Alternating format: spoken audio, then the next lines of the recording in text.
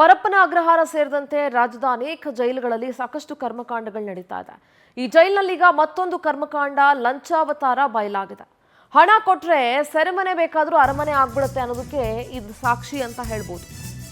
ಜೈಲಿನಲ್ಲಿ ಮತ್ತೊಂದು ಕರ್ಮಕಾಂಡ. ಎಲ್ಲಿ ಜೈಲು, ಯಾವ ಜಿಲ್ಲೆಯ ಜೈಲು? ದುಡ್ಡು ಕೊಟ್ರೆ ಸೆರೆಮನೆನೂ ಅರಮನೆ ಆಗುತ್ತೆ, ಇಲ್ಲ ಅಂದ್ರೆ ನರಕ ದರ್ಶನ ಆಗುತ್ತೆ. ಜೈಲಿಗೆ ಸೇರೋ ಕೈದಿಗಳು ವಿಚಾರಣಾಧೀನ ಕೈದಿಗಳಿಗೆ ಕಿರುಕುಳ ಕೊಡ್ತಾ ಇದ್ದಾರಾ?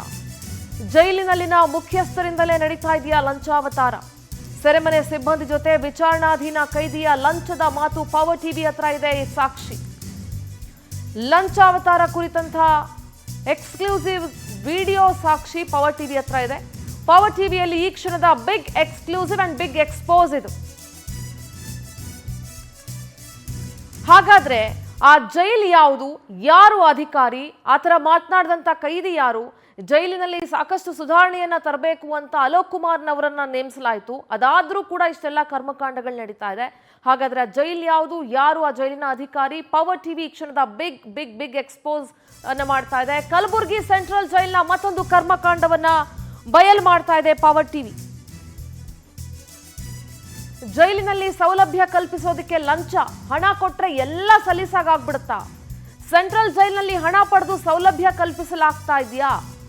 ಜೈಲು ಮುಖ್ಯ ಅಧೀಕ್ಷಕಿ ಡಾಕ್ಟರ್ ಅನಿತಾ ಅವರ ವಿರುದ್ಧ ಗಂಭೀರ ಆರೋಪ ಕೇಳಿಬಂದಿದೆ.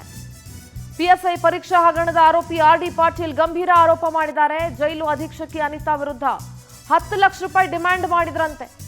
ಜೈಲಿನಲ್ಲಿ ಸಿಬ್ಬಂದಿ ಜೊತೆ ಆರ್.ಡಿ. ಪಾಟೀಲ್ ಮಾತಾಡಿರುವಂತಹ ವಿಡಿಯೋ ಲಭ್ಯ ಆಗಿದೆ. ಪವರ್ ಟಿವಿಯಲ್ಲಿ ಈ ಕ್ಷಣದ ಬಿಗ್ ಬಿಗ್ ಎಕ್ಸ್ಕ್ಲೂಸಿವ್ ಸ್ಟೋರಿ ಇದು. ದುಡ್ಡು ಕೊಟ್ರೆ ಉಳ್ಳವ್ರಿಗಾದ್ರೆ ಏನ್ ಬೇಕಾದ್ರೂ ಸಿಗುತ್ತಾ? ಕಲಬುರಗಿ ಜೈಲಿನ ಕರ್ಮಕಾಂಡವನ್ನ ಪವರ್ ಟಿವಿ ನಿಮಗೆ ಬ್ರೇಕ್ ಮಾಡ್ತಾ ಇದೆ. ಸೆಂಟ್ರಲ್ ಜೈಲಿನಲ್ಲಿ ಹಣ ಪಡ್ಕೊಂಡು ಸೌಲಭ್ಯವನ್ನ ಕೊಡ್ತಾ ಇದ್ದಾರಾ? ಜೈಲಿನ ಮುಖ್ಯ ಅಧೀಕ್ಷಕಿ ಅನಿತಾ ಅವರ ವಿರುದ್ಧ ಕೇಳಿಬಂದಿರುವಂತಹ ಗಂಭೀರ ಆರೋಪ ಇದು. ಹಣ ಕೊಟ್ರೆ ಸೆರೆಮನೆ ಬೇಕಾದ್ರೂ ಅರಮನೆ ಆಗ್ಬಿಡುತ್ತೆ, ಇಲ್ಲ ಅಂತಂದ್ರೆ ನರಕ ದರ್ಶನ ಆಗುತ್ತೆ. ಜೈಲಿನೊಳಗೆ ಜೈಲು ಸಿಬ್ಬಂದಿ ಜೊತೆ ಮಾತನಾಡಿರುತ್ತಾರೆ ಆರ್.ಡಿ. ಪಾಟೀಲ್, ಪಿಎಸ್ಐ ಹಗರಣದ ಆರೋಪಿ. 10 ಲಕ್ಷ ಕೊಟ್ರೆ ಜೈಲಿನಲ್ಲಿ ಸೌಲಭ್ಯ ನೀಡೋದಾಗಿ ಮೇಡಮ್ ಹೇಳಿದ್ದಾರೆ. ಇಲ್ಲದೆ ಇದ್ರೆ ಬ್ಯಾರಕ್ನಿಂದ ಸೆಲ್ಗೆ ಹಾಕ್ತಾರೆ ಅಂತ ಅನಿತಾ ಧಮಕಿ ಹಾಕಿದ್ದಾರೆ. ಸದ್ಯ ಬೇರೆ ಜೈಲಿಗೆ ಸ್ಥಳಾಂತರ ಮಾಡಲು ಪತ್ರ ಬರೆದಿದ್ದಾರೆ ಜೈಲು ಅಧೀಕ್ಷಕಿ ಅನಿತಾ. ಕಳೆದ 3 ವರ್ಷಗಳಿಂದ ಕಲಬುರಗಿ ಸೆಂಟ್ರಲ್ ಜೈಲಿನಲ್ಲಿದ್ದಾರೆ ಆರ್.ಡಿ. ಪಾಟೀಲ್. 3 ವರ್ಷದಿಂದ ಜೈಲು ಸಿಬ್ಬಂದಿ ಜೊತೆ ಒಂದು ಸಲನೂ ಕಿರಿಕ್ ಮಾಡ್ಕೊಂಡಿಲ್ವಂತೆ. ಆದ್ರೆ ಒಂದೇ ತಿಂಗಳಲ್ಲಿ ಆರ್.ಡಿ. ಪಾಟೀಲ್ ಮೇಲೆ 2 FIR ಹಾಕಿದಾರಂತೆ. 10 ಲಕ್ಷ ಹಣ ಕೊಡದೇ ಇರೋದಕ್ಕೆ ನನ್ನನ್ನು ಟಾರ್ಗೆಟ್ ಮಾಡಿದ್ದಾರೆ ಅಂತ ಆರ್.ಡಿ. ಪಾಟೀಲ್ ಆರೋಪ ಮಾಡಿದ್ದಾರೆ. ಟಾರ್ಗೆಟ್ ಮಾಡಿ ಬೇರೆ ಜೈಲಿಗೆ ವರ್ಗಾವಣೆ ಮಾಡ್ತಿದ್ದಾರೆ ಅಂತ ಪಾಟೀಲ್ ಮಾತಾಡಿದ್ದಾರೆ. ಜೈಲಿನ ಒಳಗಡೆ ಸಿಬ್ಬಂದಿ ಜೊತೆ ಮಾತನಾಡ್ತಾ ಇರುವಂತಹ ವಿಡಿಯೋ, ಆಡಿಯೋ ಎರಡೂ ಕೂಡ ಪವರ್ ಟಿವಿಗೆ ಸಿಕ್ಕಿದೆ. ಅಗೇನ್ ಅಲ್ಲಿ ಮೊಬೈಲ್ ಯೂಸ್ ಮಾಡ್ತಾ ಇದ್ದಾರೆ ಅಂತ ಆಯ್ತು, ಅದನ್ನ ಯಾರೋ ಬೇಕಂತಲೇ ವಿಡಿಯೋ ಮಾಡ್ಕೊಂಡಿದ್ದಾರೆ ಅಂತ ಆಯ್ತು. ಇದು ಹೊರಗಡೆ ಹೇಗೆ ಬಂತು ಅನ್ನೋದಕ್ಕಿಂತ ಹೆಚ್ಚಾಗಿ ಜೈಲಿನ ಒಳಗಡೆ ನಡೀತಾ ಇರುವಂತಹ ಈ ಕರ್ಮಕಾಂಡಗಳ ಬಗ್ಗೆ ಮಾತನಾಡಲೇಬೇಕಾಗತ್ತೆ. ಜೈಲಿನ ಒಳಗಡೆ ದೊಡ್ಡ ಹುದ್ದೆಯಲ್ಲಿರುವಂತಹ ಅಧಿಕಾರಿಗಳೇ ಈ ರೀತಿ ಲಂಚಾವತಾರಕ್ಕೆ ಬೇಡಿಕೆ ಇಟ್ಟುಬಿಟ್ರೆ, ಲಂಚಾವತಾರ ಇಷ್ಟೊಂದು ಬಟ್ಟಾ ಬಯಲಾದ್ರೆ ಹಾಗಾದ್ರೆ ಆರ್.ಡಿ. ಪಾಟೀಲ್ ಏನ್ ಮಾತಾಡಿದ್ರು, ಆ ವಿಡಿಯೋ ಸಾಕ್ಷಿ ಏನ್ ಹೇಳ್ತಾ ಇದೆ ಬನ್ನಿ ನೋಡೋಣ.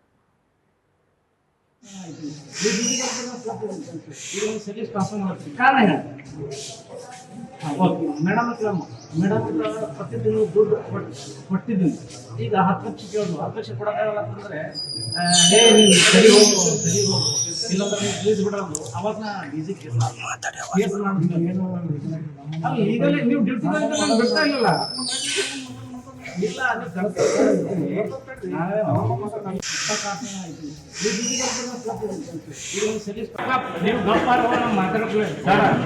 ನಾನು ಸೆಲಿ ರೆಡಿ ಇದ್ದೀನಿ, ನಾನು ತಯಾರಾಗಿದ್ದೀನಿ. ನೀವು ಇಷ್ಟು ಜನರಿಗೆ ತಂದು ನನಗೆ ಡಿಸ್ಟರ್ಬ್ ಮಾಡ್ತಾ ಇದ್ದೀರಿ. ನೀವೇ ನಿಮ್ಮ ಪ್ರಿಸನರ್ಗಳಿಗೆ ತಂದು ಡಿಸ್ಟರ್ಬ್ ಮಾಡ್ತಾ ಇದ್ದೀರಿ, ನಂಗೆ ಥ್ರೆಟಿಂಗ್ ಮಾಡ್ತಾ ಇದ್ದೀರಿ. ಇವ್ರದಿಂದ ನನಗೆ ನೀವು ಭಯ ಆಗ್ತಾ ಇದ್ದೀರಿ. ನಾನು ಸೆಲಿಗೆ ಬರ್ತಾ ಇದ್ದೀನಿ, ನಾನು ಲಾ ಅಬೈಡಿಂಗ್ ಸಿಟಿಸನ್ ಇದ್ದೀನಿ.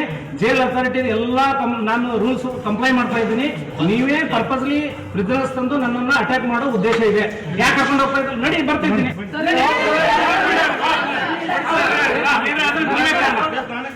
ನಡಿ ಸರ್.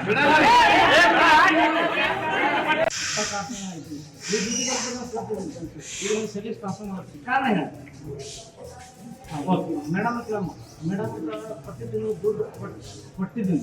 ಈಗ 10 ಲಕ್ಷ ಕೇಳಿದ್ರು, 10 ಲಕ್ಷ ಕೊಡೋಕ್ಕಾಗಲ್ಲ ಅಂತಂದ್ರೆ ನೀನು ಸರಿ ಹೋಗು ಇಲ್ಲಂದ್ರೆ ನೀವು ಪ್ಲೀಸ್ ಬಿಡೋದು. ಅವಾಗ ಡಿಸಿ ಕೇಸ್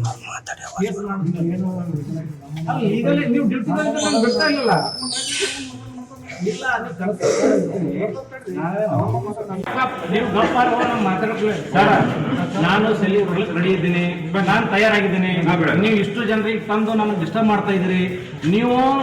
ನೀವೇ ನಿಮ್ಮ ಪ್ರಜೆಗಳಿಗೆ ತಂದು ಡಿಸ್ಟರ್ಬ್ ಮಾಡ್ತಾ ಇದ್ದೀರಿ, ನಂಗೆ ಥ್ರೆಟಿಂಗ್ ಮಾಡ್ತಾ ಇದ್ದೀರಿ. ಇವ್ರದಿಂದ ನನಗೆ ನೀವು ಭಯ ಆಗ್ತಾ ಇದ್ದೀರಿ. ನಾನು ಸೆಲ್ಲಿಗೆ ಬರ್ತಾ ಇದ್ದೀನಿ, ನಾನು ಲಾ ಬೈಂಡಿಂಗ್ ಸಿಟಿಸನ್ ಇದ್ದೀನಿ. ಜೈಲ್ ಅಥಾರಿಟಿ ಎಲ್ಲ ನಾನು ರೂಲ್ಸ್ ಕಂಪ್ಲೈ ಮಾಡ್ತಾ ಇದ್ದೀನಿ. ನೀವೇ ಪರ್ಪಸ್ಲಿ ಪ್ರಿಸನರ್ಸ್ ತಂದು ನನ್ನನ್ನು ಅಟ್ಯಾಕ್ ಮಾಡೋ ಉದ್ದೇಶ ಇದೆ. ಯಾಕೆ ಕರ್ಕೊಂಡು ಹೋಗ್ತಾ ಇದ್ದೀನಿ? ನಡಿ ಬರ್ತಾ ಇದ್ದೀನಿ.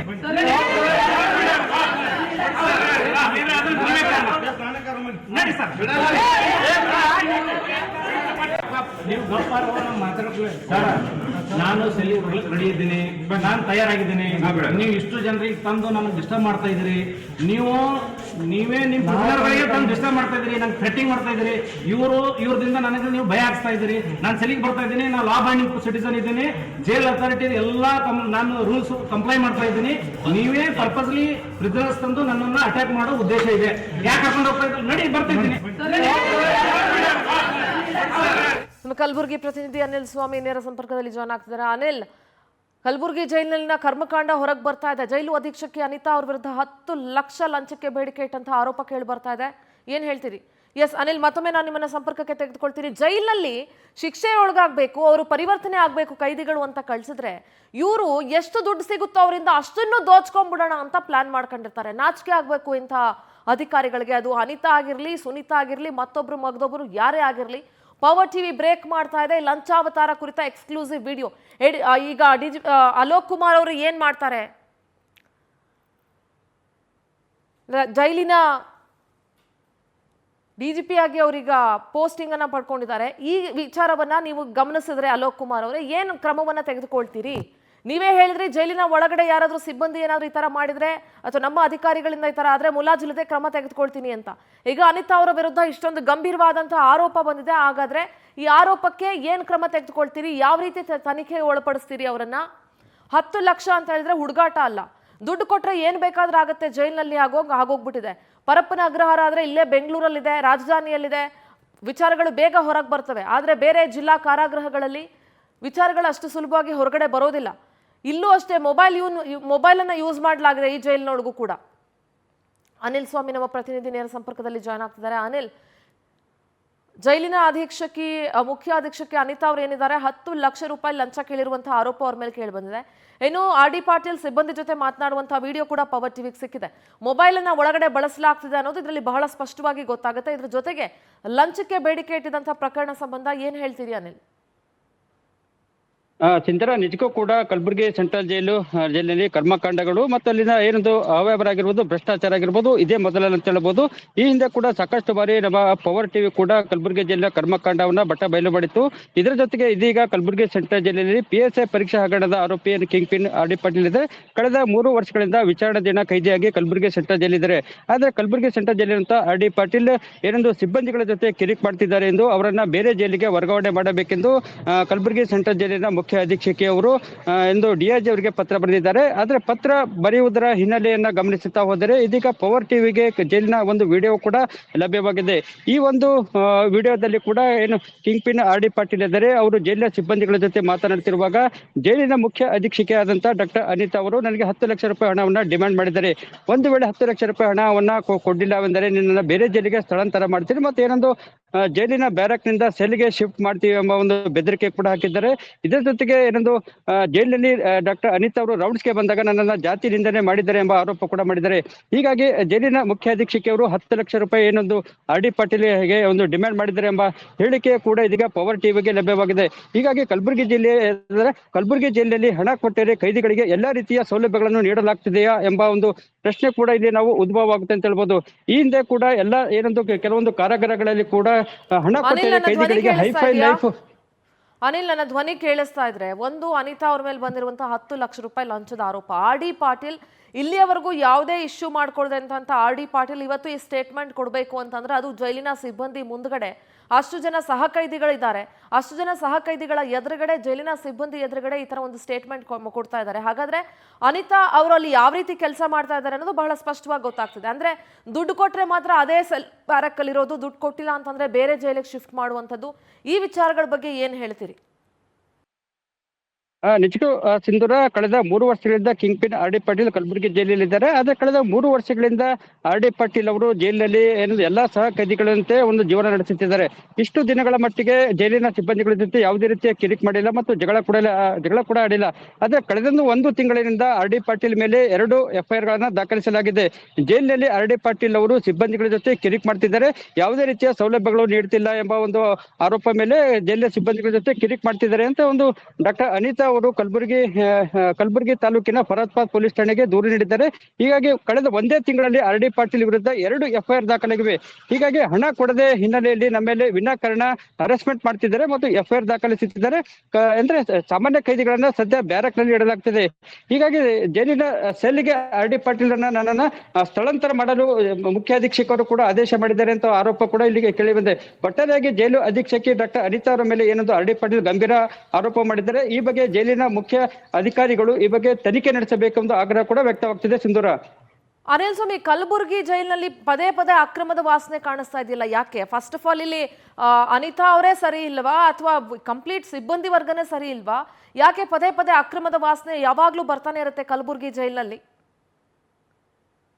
ಸಿಂಧೂರ, ಕಲಬುರಗಿ ಸೆಂಟ್ರಲ್ ಜೈಲಿನ ಮುಖ್ಯ ಅಧೀಕ್ಷಕಾಗಿ ಡಾಕ್ಟರ್ ಅನಿತಾ ಅವರು ಏನೊಂದು ಕರ್ತವ್ಯ ನಿರ್ವಹಿಸುತ್ತಿದ್ದಾರೆ. ಅವರು ಕೂಡ ಜೈಲಿನಲ್ಲಿರುವಂತಹ ಅಕ್ರಮಗಳನ್ನ ತಡೆಗಟ್ಟಲು ಸಾಕಷ್ಟು ರೀತಿಯ ಕ್ರಮಗಳನ್ನು ಕೂಡ ಕೈಗೊಳ್ಳುತ್ತಿದ್ದಾರೆ. ಆದ್ರೆ ಇಲ್ಲಿ ಪ್ರಮುಖವಾಗಿ ಉದ್ಭವಿಸುವ ವಿಷಯ ಎಂದರೆ ಎಷ್ಟೇ ಕಟ್ಟುನಿಟ್ಟಿನ ಕ್ರಮಗಳನ್ನು ಕೈಗೊಂಡರೂ ಸಹ ಜೈಲಿನೊಳಗೆ ಮೊಬೈಲ್ ಹೇಗೆ ಹೋಯ್ತು ಅನ್ನೋದು ಕೂಡ ಇಲ್ಲಿ ಪ್ರಶ್ನೆಯಾಗಿದೆ. ಸಿಬ್ಬಂದಿಗಳು ಮತ್ತು ಅಧಿಕಾರಿಗಳ ಕೈವಾಡವಿಲ್ಲದೆ ನನ್ನ ಧ್ವನಿ ಕೇಳಿಸ್ತಾ ಇದ್ರೆ ನಿಮ್ಗೆ? ನೀವು ಅಂದ್ರಿ ಜೈಲು ಸೂಪರಿಂಟೆಂಡೆಂಟ್ ಯಾರು ಅನಿತಾ ಅವರಿದ್ದಾರೆ, ಸಾಕಷ್ಟು ಕ್ರಮ ತಗೋತಾ ಇದ್ದಾರೆ ಅಲ್ಲಿ ಅವ್ಯವಹಾರಗಳನ್ನ ಮತ್ತು ಅಕ್ರಮಗಳನ್ನ ತಡೆಯೋದಕ್ಕೆ ಅಂತ ಹೇಳಿ. ಈಗ ಲಂಚ ಕೇಳ್ತಿರುವಂತ ಆರೋಪ ಅವ್ರ ಮೇಲೆ ಬಂದಿದೆ ಅಂತಂದ್ರೆ ಅವರೇ ಅಕ್ರಮದಲ್ಲಿ ಭಾಗಿಯಾಗಿದ್ದಾರೆ ಅಂತ ಅರ್ಥ ಅಲ್ವಾ? ಮತ್ತೆ ಅವ್ರು ಏನ್ ಅಕ್ರಮನ ತಡೆಯೋದು? ಜೈಲಿನ ಮುಖ್ಯ ಅಧೀಕ್ಷಕರಾಗಿರುವಂತಹ ಅನಿತಾ ಅವರೇ ಅಕ್ರಮದಲ್ಲಿ ಭಾಗಿಯಾಗಿದ್ದಾರೆ ಅನ್ನೋಂಥ ಆರೋಪ ಬಂದಿರಬೇಕಾದ್ರೆ ಅವ್ರ ಅಕ್ರಮಗಳನ್ನ ತಡೆಯಕ್ಕೆ ಬೇರೆ ಏನ್ ಮಾಡ್ತಿದ್ದಾರೆ? ಮತ್ತು ಇದೆಲ್ಲದರ ವಿಡಿಯೋ ಮಾಡಿದವ್ರು ಯಾರು? ಜೈಲಿನ ಒಳಗಡೆ ಮೊಬೈಲ್ ಫೋನ್ಸ್ ಹೇಗೆ ಹೋಗ್ತಾ ಇದೆ? ಯಾರಾದ್ರೂ ಅಲ್ಲಿನ ಸಿಬ್ಬಂದಿನೇ ವಿಡಿಯೋ ಮಾಡಿದ್ರಾ? ಈ ಮಾತಾಡುವಂತ ಸಿಬ್ಬಂದಿ ಜೊತೆ ಆರ್ ಡಿ ಪಾಟೀಲ್ ಮಾತಾಡುವಂತ ಸಂದರ್ಭ ಯಾವಾಗ ಬಂತು, ಏನಕ್ಕೆ ಬಂತು?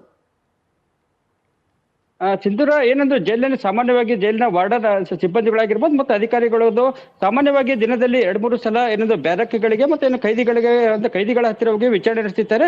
ಈ ಸಂದರ್ಭದಲ್ಲಿ ಏನೊಂದು ಆರ್ ಡಿ ಪಾಟೀಲ್ರನ್ನ ಬ್ಯಾರಕ್ ನಿಂದ ಸೆಲ್ಗೆ ಶಿಫ್ಟ್ ಮಾಡಲಾಗುತ್ತದೆ ಒಂದು ಸಿಬ್ಬಂದಿ ಹೇಳ್ತಾರೆ. ಈ ಸಂದರ್ಭದಲ್ಲಿ ಆರ್ ಡಿ ಪಾಟೀಲ್ ನನ್ನನ್ನು ಯಾಕೆ ಬ್ಯಾರಕ್ ನಿಂದ ಸೆಲ್ಗೆ ಶಿಫ್ಟ್ ಮಾಡ್ತೀರಾ? ನಾನು ಅನಿತಾ ಅವರಿಗೆ ಏನೋ 10 ಲಕ್ಷ ರೂಪಾಯಿ ಡಿಮ್ಯಾಂಡ್ ಮಾಡಿದ್ರು, 10 ಲಕ್ಷ ರೂಪಾಯಿ ಹಣ ಕೊಡದಿದ್ದಕ್ಕೆ ನನ್ನನ್ನ ಈ ರೀತಿ ಅವರು ಉದ್ದೇಶ ಪೂರ್ವಕವಾಗಿ ಹರಾಸ್ಮೆಂಟ್ ಮಾಡ್ತಿದ್ದಾರೆ ಮತ್ತು ಹಣಕ್ಕೆ ಬೇಡಿಕೆ ಇಟ್ಟಿದ್ದಾರೆ. ತಿಂಗಳಿಗೆ ಇಂತಿಷ್ಟು ಅವರಿಗೆ ಹಣ ಕೊಟ್ಟರೆ ಮಾತ್ರ ನಮಗೆ ಸಾಮಾನ್ಯ ಅಂದ್ರೆ ಎಲ್ಲಾ ರೀತಿಯ ಸೌಲಭ್ಯಗಳನ್ನು ಕೊಡಲು ಮುಂದಾಗ್ತಾರೆ ಎಂಬ ಆರೋಪ ಕೂಡ ಈಗ ಆರ್ ಡಿ ಪಾಟೀಲ್ ಮಾಡಿದ್ದಾರೆ.